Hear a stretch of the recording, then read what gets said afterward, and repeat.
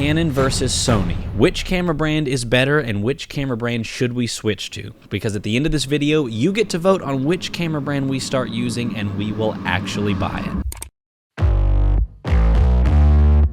Hey guys, Justus here with tomorrowsfilmmakers.com, and we are done. Okay, 100% done. We are switching camera brands. We've been shooting without autofocus for years with Panasonic, even to the point where we just made a whole video teaching how to get better focus with manual focus. But enough is enough, okay? We are finally switching. But to what brand? Canon or Sony? We are asked that question every single day by our students, and to be honest, I don't really know. We know so many people that swear by one brand or the other, but which one is the best for filmmakers? This is the question we've been asking ourselves, and so we wanted to try out a few cameras to see which would be the best option for us. Now we'll be comparing these cameras in real-world scenarios and tallying up the results to share with you guys at the end. But more importantly, we want to give you guys the ability to voice your opinion and actually vote. You can comment down below what your favorite brand is, but if you want your voice to really count, down below we have a link to our website where you can actually vote for which brand you think we should buy and which camera we should buy out of that brand. And in 30 days from now, we will tally up the votes, and yes, we will switch to whatever camera brand has the most votes. So seriously, don't forget to vote, but before you vote, at least watch this whole video. Of course, the best way to make sure that you love what you're shooting with is to rent it before you buy it and to try it out first. LensPro2Go was generous enough to send us 4 cameras as well as 4 lenses to test out and try this week, and we would highly recommend using them to rent any gear that you might want to check out. For example, the C70 is a camera that we'll be comparing in this video, and to purchase it right now would be around $5,500. But to rent it for a weekend and try it out, it only cost you $260. So it would be better to try out the camera first and see if you guys like it before you buy it. So we love LensPro2Go, and you should go check them out in the notes below. So today we're going to be comparing 2 Canon cameras and 2 Sony cameras. But while this is a comparison of 4 cameras, we're going to be comparing the brands more so than the actual cameras. So yes, we're going to be reviewing specs and features of the cameras, but this isn't necessarily a camera review, but more of a brand review. We're going to be switching to one of these brands for our own personal work, and there's no better way to compare and see what brand or camera would work best for us than to get our hands on them and test them out for ourselves. And also, remember, we're not biased with any certain camera. Like, we don't want a certain brand to win. We don't shoot on Canon or Sony, so we really want to see which one comes out on top. We decided to get 2 of the most popular cinema cameras from each brand, as well as 2 of the most popular hybrid mirrorless cameras currently at the beginning of 2023. So for our cinema camera comparison, we have the Canon C70 and the Sony FX3, and as for the hybrid mirrorless cameras, we have the Canon R5C as well as the Sony a7S III. I took all 4 cameras to an acoustic video shoot with a band that I manage and got to put my hands on all of these cameras, which was great, and I'm starting to wonder if I really do like Canon more or if I like Sony more.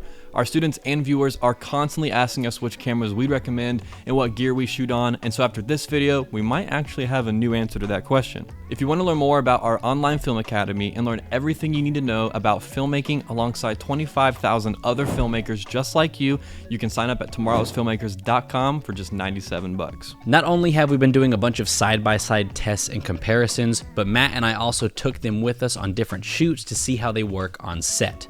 I took the Sony a7S III and the R5C out on a shoot where I had my subject walking through the field, and Matt took the C70 and the FX3 to a few music projects, and so we really got to test these cameras out on the job and in real-world environments. Now, all 4 of these cameras are incredibly capable of doing most of your daily creative work, and so we'll be looking at, of course, some of the technical specs and differences, but a lot of this is up to personal preference since all of these cameras really are great pieces of gear.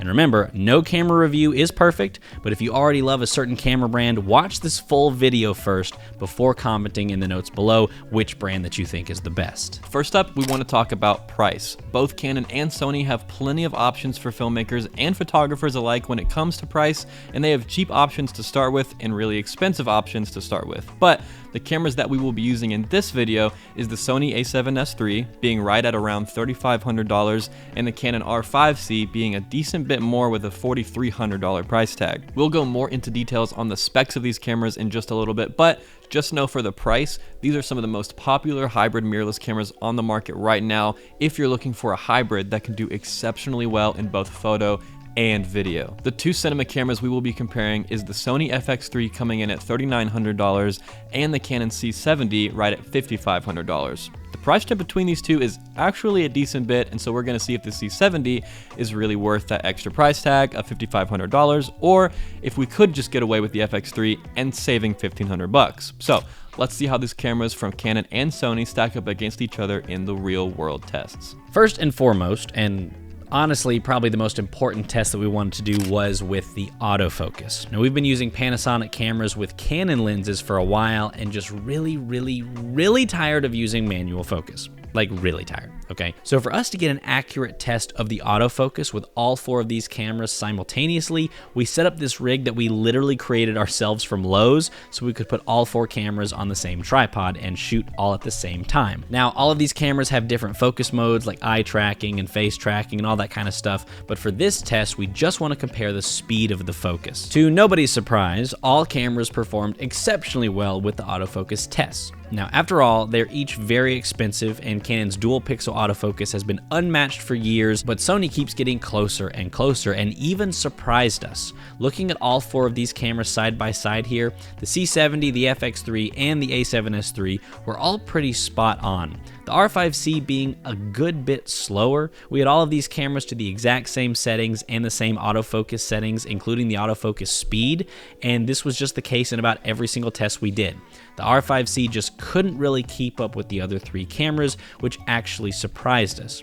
Not that the R5C is like slow by any means, but we did notice it having a harder time focusing as fast as the others. We really thought that Canon was going to take the prize on this one with both the C70 and the R5C beating Sony. We did a series of tests where we had our subject walk and run up to the cameras, and to our surprise, they looked about identical until we slowed down the footage to see exactly what happened frame by frame. Sony cameras actually outperformed the Canon cameras in our tests. Now, we still think the difference is minuscule. However, when we slowed it down and looked at all the cameras frame by frame, the Sony cameras definitely picked up the focus faster. Again, all four cameras are insanely fast with autofocus, and you might not be able to tell a difference, but on paper, Sony actually wins.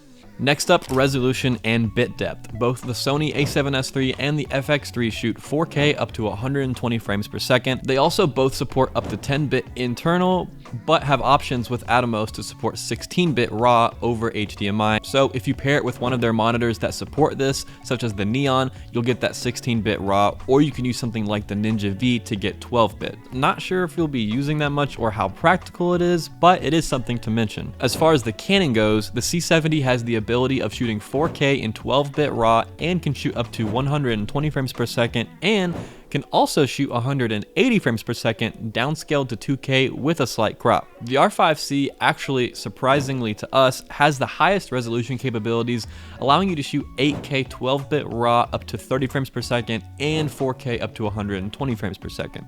Doesn't have the option for 180 frames per second though. That feature is reserved for the C70. The R5C so far does not overheat like the R5 did. So with resolution, Canon does win in this category by having internal RAW and up to 8K resolution. Now, how are these cameras shooting in the dark? Now, if you know anything about Sony, you probably know the answer to this one already. All right, let's be honest. But for this test, we had our subject sit in a chair in a dark room, and we boosted the ISO to different levels to see how the camera would react.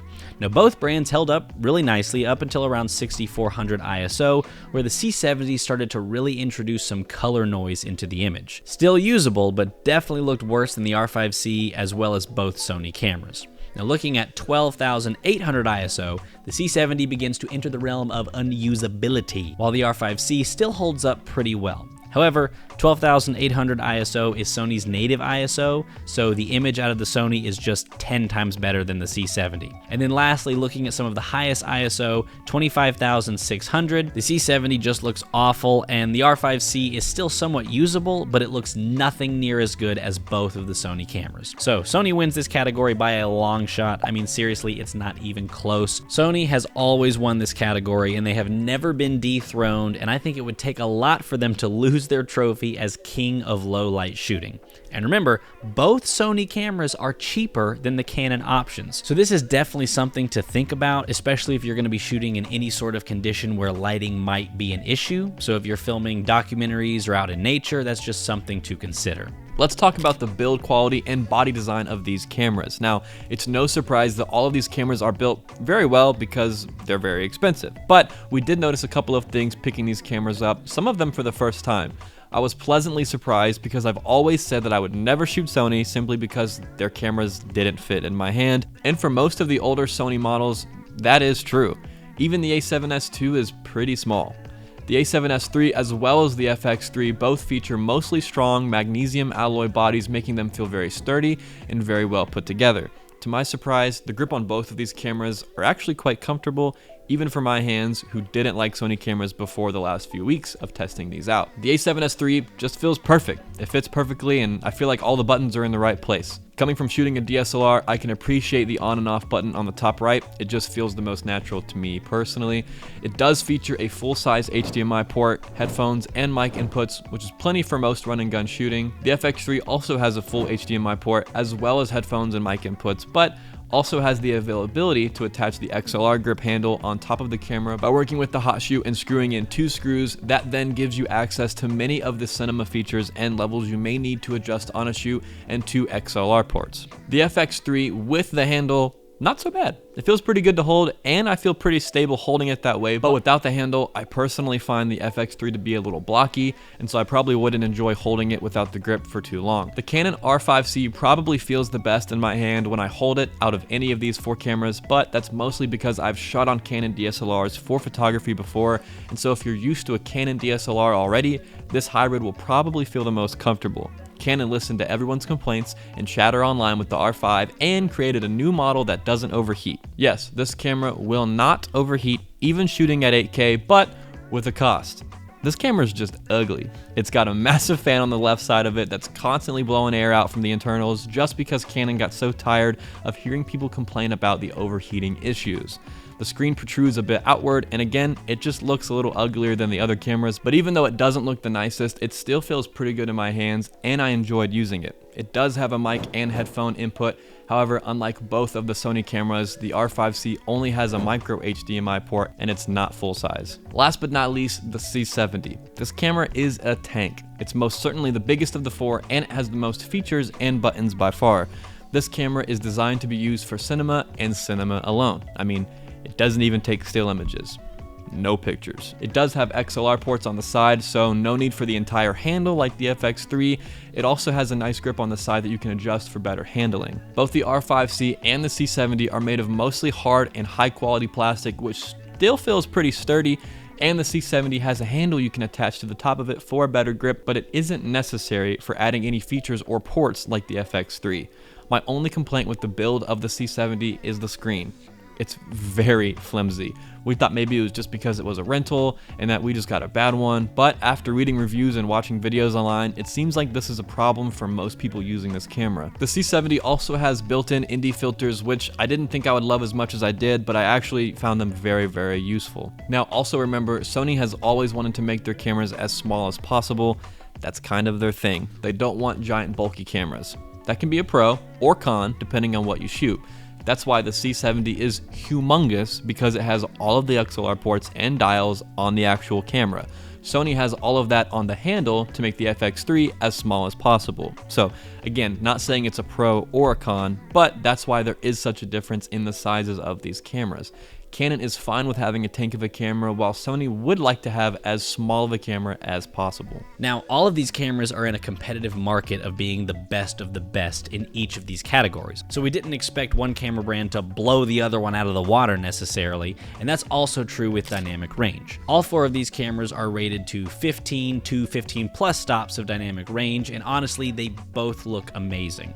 We shot both cameras just a tiny bit underexposed to see how the shadows would hold up, and after some coloring and editing, they both look amazing. Just a little bit of noise in the shadows, but the detail is still there and very impressive. I think this is just up to personal preference here. We did the same test with the R5C and the a7S III, but these 2 images both look great. Both have incredible details in the shadows, and the highlights look great. Literally the only difference I see is maybe the color science, with the Canon cameras leaning a little bit more towards red and the Sony cameras leaning a little bit more towards yellow or green. So you're going to get great detail from all 4 of these cameras, and both brands are amazing at this. Speaking of color science, we also did a test to see how each of these cameras interpreted color with different hues behind our subject. Of course, editing color is something you can edit a lot in post, but for this test, we shot all cameras in just a standard picture profile with the same settings to see how they would react without any coloring or grading. Looking at all 4 cameras side by side, the first thing we noticed is that the Canons have a bit more punch right out of the camera,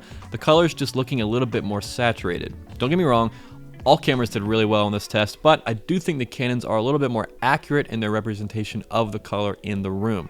The blues being more true to blue and contrasty, while the Sony cameras look like they lose a little bit of the color around the edges and look a bit more purple. I would say the same thing for the green and for red. It almost looks like the Sony had a little bit more of a difficult time accurately showing the true color, but also provided a little bit of a flatter image overall, with the Canon looking more contrasty and true to real life. Both Canon and Sony look great here though, even still straight out of the camera. It's no secret that Canon and Sony have different color science, so it's really going to be up to personal preference. When looking at color, one of the most important things to think about is skin tones. We did a test with all 4 cameras pointed at our subject to see how they would react to his face and what the colors would look like. Now, Canon is famous for having the best color science and the most accurate skin tones. Right off the bat, the Sony a7S III looks to have a little bit more saturation in S-Log, but after we color correct each image, we see that all cameras look fantastic. Right off the bat, if you look really close and use a histogram, the Sony may be leaning a little bit more towards green and Canon leaning a little bit more towards red, but to be honest, I'm surprised at how well they both did with skin tones. We did the same test in all standard picture profiles, and literally all cameras look fantastic straight out of the camera. The only thing I immediately noticed when comparing these 2 brands is that the Canon cameras tend to have just ever so slightly deeper shadows and more vibrant reds, as you can see on his shirt. But to be honest, I'm surprised at how well they both did with skin tones. They're getting closer and closer with each new camera. How did you want to test the slow motion? I have an idea.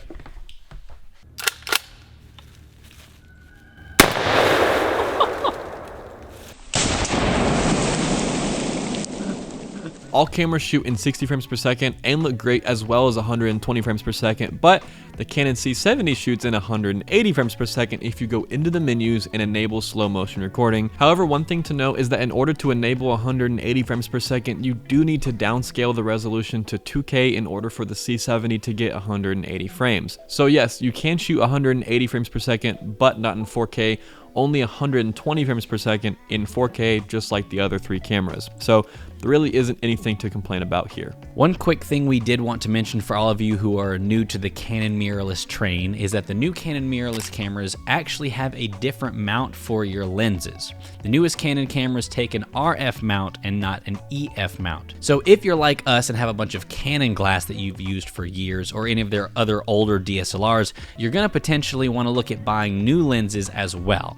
Of course, they make adapters for you to use your EF mount lenses, and they're actually pretty quick and very practical to use, but it's still nice to just keep native lenses and use lenses that are created for your camera's mount when possible. Now, the RF lenses are more expensive because they're actually a lot nicer than the older EF lenses. They have better lens stabilization, better glass, larger focus rings, and some of them even have a control ring, which is a third ring towards the front of the lens that you can customize to change anything that you want. I've heard many filmmakers program it to change their ISO. So if you're in the field and need to bump up the ISO a few steps, instead of going into the Canon menu or pressing buttons, you simply change the ring and it changes the ISO. It's a very cool feature in these lenses that will cost you some extra cash. Now, the Sony G lenses are also very nice, and we can't really tell a difference in quality, but they don't have a customized focus ring, but they do have some customizable buttons that you can set to something like eye tracking autofocus or something like that. Not as useful as the customizable ring, but still a really cool feature. I do hate that the newer Canon cameras are a different mount, but I do like the upgraded lenses. On the other hand, I love how Sony lenses can fit on any Sony camera and how you can invest in glass without fear of it not fitting on their newest camera. Alright, stability. Both brands have options for stability, but Sony cameras have 5-axis stabilization already built into the camera from the start, with the option to add digital stability that will go beyond that, but will slightly crop in your image. This basically means that the sensor itself will move around inside your camera, and it gives your sensor a little additional room to counter any movements you might make. The Canon cameras, on the other hand, do not include in-body stabilization, but only give you the option to enable a digital IS, which again just crops in your image a tiny bit to give your sensor room to adjust to your movement. There are Canon cameras that do include in-body stabilization, however these two do not. With that being said, the digital stabilization inside Canon cameras does work really well, so for these tests we did, the differences aren't that drastic. The C70 and R5C might both have less options for stability, but I was able to hold them a little bit better and counter some of the shakiness myself. Looking at the Canon C70 up against the Sony FX3, the Sony definitely looks a little bit smoother, but the difference isn't too drastic. Even when comparing the R5C up against the A7S III, it seems as though the R5C actually looks a little bit smoother, but I personally believe that is only the case because the grip is bigger on the Canon, making it a little bit more difficult to move the Sony around as much and still keep a steady shot. But again, the difference isn't that much, and I believe both brands hold to their own in this test. Of course, both brands also include the option to use lenses that support stabilization too, so keep that in mind as well. This will make more of a difference on the Canon cameras though, as the Sony lens system only replaces some of the camera's internal in-body stabilization, but it doesn't add to it.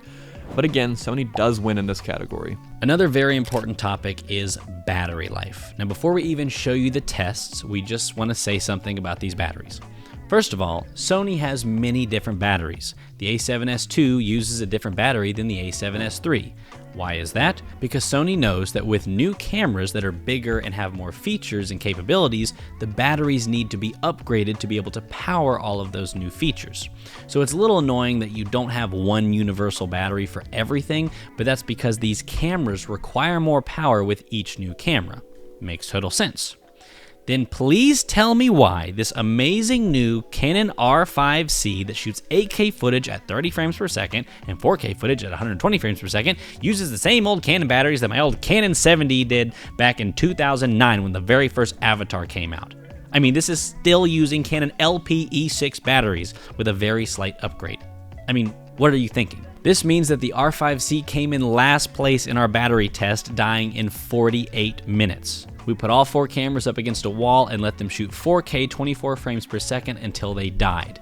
The Canon R5C dies immediately at 48 minutes. Second place was the FX3 dying at 2 hours and 15 minutes. Third and fourth were the A7S III and the C70, where the Sony lasted until 2 hours and 32 minutes and the Canon lasting 2 hours and 33 minutes. Just 1 minute longer. With the R5C, I genuinely don't understand. When testing these cameras, we could not keep this thing alive. Okay, we had to change the battery 3 times before the A7S III or the C70 would die. It's not practical at all. The FX3 and the A7S III take the same batteries, which is why the FX3 dies quicker, because the camera is requiring more power than the A7S III. But with batteries, you're going to need to buy some extra ones, which could sway you in a direction for camera brands. The C70 battery is a monster and is about $250, while the R5C, the FX3, and the A7S III batteries are around $80 a piece. And that's also the official company battery. We're not talking about cheaper third-party batteries. So in the end, you'd be spending a lot more money in batteries for Canon cameras and less power and less reliability. And one more thing I wanted to mention is file sizes. Sony really does shine with file sizes. We did a test when we first got the cameras before we even tested anything else. We did a 1-minute test shooting all the cameras at 4K 10-bit, 24 frames per second for 1 minute, just to see what kind of files we'd be working with this week and figure out if we needed new hard drives. We noticed when comparing both file sizes that the Canon C70 and R5C tended to be about double the file size of the FX3 and the Sony A7S III. When we put them on the timeline, they all looked the same, but we could easily scrub through the Sony footage and play back smoothly, but the Canon cameras bogged down the timeline and we couldn't even play them back at full quality. So you might need to use proxies if you're shooting with Canon cameras. Which leads us to the main point that we want to make. When you're buying a new camera that's this expensive, you want to, again, make sure it caters to what you need it for. After all, even for the cheapest one we're comparing, $3,500 is a lot of money for a camera. Some of these cameras have really cool features that might take one brand and make it stand out more than the other one for you specifically. For instance, the C70 has ND filters, like we said, built into the camera where the other ones do not. This allows you to quickly get a darker image on the fly without having to change any of your settings or use external ND filters. So if that's important to you, Canon might be the way to go. Another cool practicality of the C70 is that you can import LUTs directly into the camera and see them in real time when filming on the LCD screen. As far as Sony goes, again, the stabilization is a good bit better with the A7S III and FX3 both having 5-axis stability built right in, with the option for a digital in-body stabilization if you want to crop in a tiny bit. Also, both of the cinema cameras have the ability to use an external handle that makes it a lot easier to hold. The C70 handle is minimalistic and nice to hold, while the Sony handle looks a little goofy if I'm being honest. It kind of feels like an afterthought. It's almost like they didn't have enough space on the camera, and so they delegated a bunch of settings and buttons to only be accessible on the handle because they ran out of room on the side of the camera. But on another note, we did briefly mention this earlier, but we thought it would be important to let you know again that the C70 is an absolute cinema beast with built-in NDs and all those cool cinema features, but it's important to point out that it doesn't take still images. No pictures. However, for some reason, the FX3 still takes pictures even though it doesn't even have a viewfinder. In fact, I even used it just yesterday at a wedding for photos where the ceremony was so dark that I used it for the ceremony at ISO 3200 and sometimes at 4000, and the images looked fantastic. It all depends on what you shoot and what you need. So really, all of these cameras have insane pros with what I would say would be minimal flaws. I mean, some being bad battery life or big file sizes, low light performance, but realistically, they're all insanely good pieces of gear that are more than adequate for just about every video project that you'll ever work on. We've really enjoyed getting to use these cameras over the last week, and honestly can say that we are definitely going to be upgrading to one of these camera systems. However, we need your help. We want to hear your opinions down in the comments below in which camera brand you think is the best for us and the work that we do. And more importantly, vote on which camera brand we should buy. I don't want to say which camera brand is the best, but on paper, Sony wins the categories that we have done tests for, but that doesn't mean that Canon wouldn't be the best fit for what we do. Most of what we do is capturing on-the-fly B-roll and filming talking heads like we're filming right now, and also something that we can take photos with of BTS of any shoot we have, or creating a thumbnail for a YouTube video like the one that you saw before you clicked on this video. Is Canon the best? Is Sony taking over and becoming the next best thing? We want to hear from you guys. Click the link in the notes below and vote on which camera brand you think that we should buy and which camera we should buy. And yes, we will buy whatever you guys choose. Seriously. At the end of the day, like we mentioned earlier, cameras are getting better and better as time goes on, and it's honestly hard to find a bad camera on the market today. Cameras, lenses, and all the other gear that you need to become a successful filmmaker are pretty pricey nowadays if you want to keep up with the industry. That's why we created Tomorrow's Filmmakers, which has become the largest online film academy in the world, where we have professionals teaching and sharing their knowledge on every single aspect of filmmaking imaginable. We hear all the time people complaining online about how expensive camera gear is and how there's no way that someone can purchase all the equipment and pay for the education on how to use it. That's why we decided to drop our $800 online film course down to just $97. We wanted to create a space where there would be absolutely no barriers of entry for anyone looking to learn how to become a successful filmmaker.